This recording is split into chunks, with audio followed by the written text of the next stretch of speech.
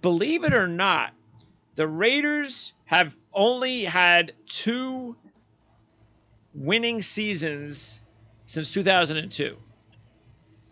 That's just incredible. That is incredible. And Al Davis cannot be happy. His son's got to be embarrassed about how he's handled this once prideful organization. But look, I actually think they're considering what they've had in the past. I think they've finally stumbled upon a decent pair, a possibility. Get these guys have known each other, Ziegler and McDaniels, and then maybe they'll start to build something here. Because if we take a look at what they've done, they've made a lot of moves already in the offseason. Let's start at quarterback because Jimmy G's here.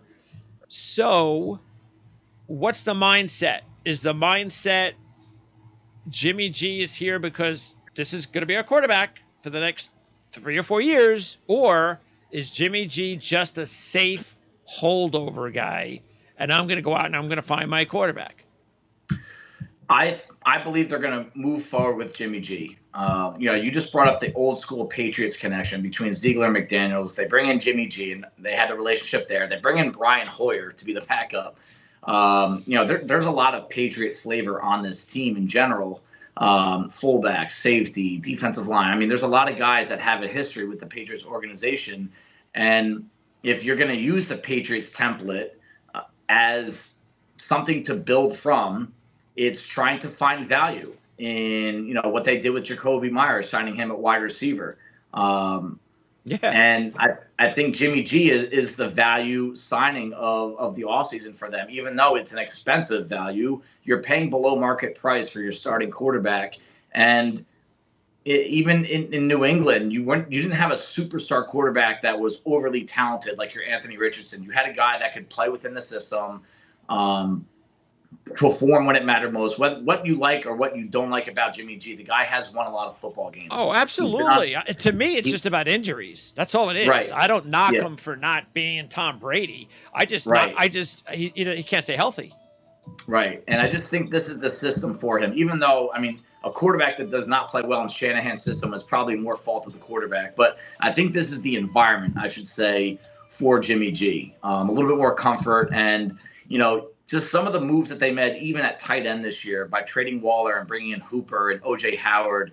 These are just moves that I feel kind of fit Jimmy G better, and they kind of just scream New England Patriots to me. So I'm really curious to see how it's going to move forward. I think they're trying to win right now. I do not think they're in the quarterback market in the first round. What about second round Hendon Hooker? I'll move into the first round from my second round pick. I still don't see it. I think they're going to commit to Jim. And Jimmy's not a young kid. I think he's over 30 now. But I think but they've got to find somebody other than Brian Hoyer with Jimmy G's history. Yeah. There's no way they're going to go into the regular season when Brian Hoyer is the number 2 quarterback, right? There's talent available at quarterback right now still, so maybe they're not done adding. Maybe they want to see what they can get in the draft. So just a free agent for a year. A free agent. Okay. Yeah, I think another free agent. You can patch together a backup quarterback room after the draft every year. That's always going to be an option. I really do think they're moving forward with Jimmy G as their long-term option. Yeah, I don't. And look, if they're not going to draft a quarterback with their second pick, then they're not drafting a quarterback because you're not going to draft a quarterback, stick him on the roster, and then have Brian Hoyer as your number 2 quarterback. So, right. All right. And then you mentioned the Waller trade. Moreau is still unsigned, so I'm not sure what's going on there. And Austin Hooper, come on. So tight end in this draft class, this is definitely an option at some point. Yeah, I think it's their number 1 offensive need. I think they need to build up the defense a little bit more. But if they do want to add options and make this offense formidable, you're going to have to score points in that division. I don't care what you have on defense, how good you're not stopping Kansas City. I don't know if you're going to be able to stop Denver if Sean Payton and Russell Wilson start to click. You're not stopping the Chargers from scoring. You need to score points if you're going to be competitive. And nobody is scared of Austin Hooper. Nobody is scared of O.J. Howard. But you look at, I think, as soon as round 2, day 2 for the Raiders, that's the spot to go after one of these tight ends because you have game breakers in this group, and one of these first-round caliber tight ends is going to be there in round 2, just based on law of average. Absolutely, and I don't think there's any question. They're going to add a tight end. They're going to get one of these players that we've talked about. So look for that. Now on the offensive line, though, look, they got a good season at Illuminor. At the very least, he's a solid player at right tackle. Colton Miller is turning into one of the more underrated left tackles in the game. Parham was a rookie. He looked good enough. But I think they do have to add at least minimum a high enough draft pick to play either center or right guard. I agree with you on right guard. I think Andre James deserves another shot at starting. If you want to bring someone in to compete with him at center, I'm fine with that. I do think they need a right guard. My gut is telling me Thayer Munford, the 7th round pick from 22, who got his slip inside last year. Move him inside. He's got history at guard. I had him graded as a guard coming out last year. Why did he slip all the way to the 7th? I don't know. I had him as a 4th round pick. Yeah. So he definitely did fall. And you see this every year along the offensive line. He was not a schematic fit for anyone that likes to get a lot of lateral movement out of their offensive linemen. So that kind of took him out of the guard discussion for some teams. And I personally didn't view him as a tackle coming into the league. I thought he had to stay inside. So because of that, I just think he was one of, a handful of guys that dropped that, hey, there were going to be guys that dropped no matter what. There weren't medical issues. There weren't character issues. So I just think it was a good value pick for them. And I think he does have a shot. He should compete for right guard. But, if I'm the Raiders right now, offensive line is on my radar day 2 as well. It's not one of my top needs, but if there's a good value there and you think you can get a starter, you do it. Well, part of the problem is, before we can get to that, is there's still some much needed help on defense.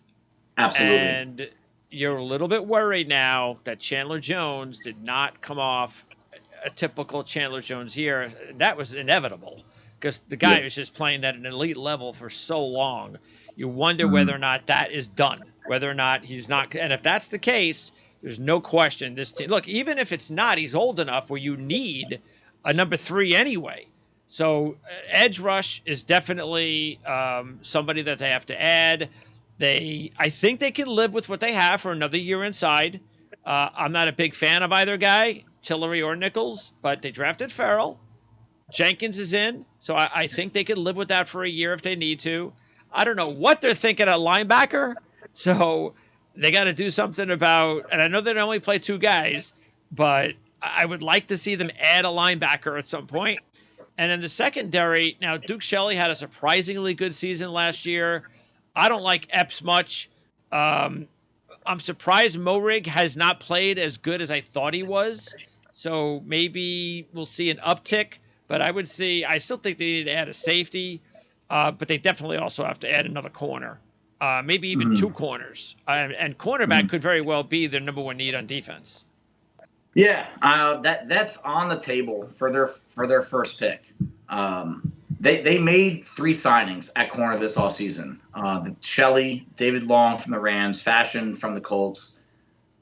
But none of those guys I always label these guys this way. They're not guys that you make personnel decisions around in the draft, right? So if they fall in love with a Devin Witherspoon or a Christian Gonzalez and they're available when they pick, absolutely, I think it's a good pick because those guys are number 1 projected corners. There's no one on this defense that is a number 1 projected corner. So if you don't have that, you don't have it. You got. And unfortunately, the prior GMs just struck out and missed.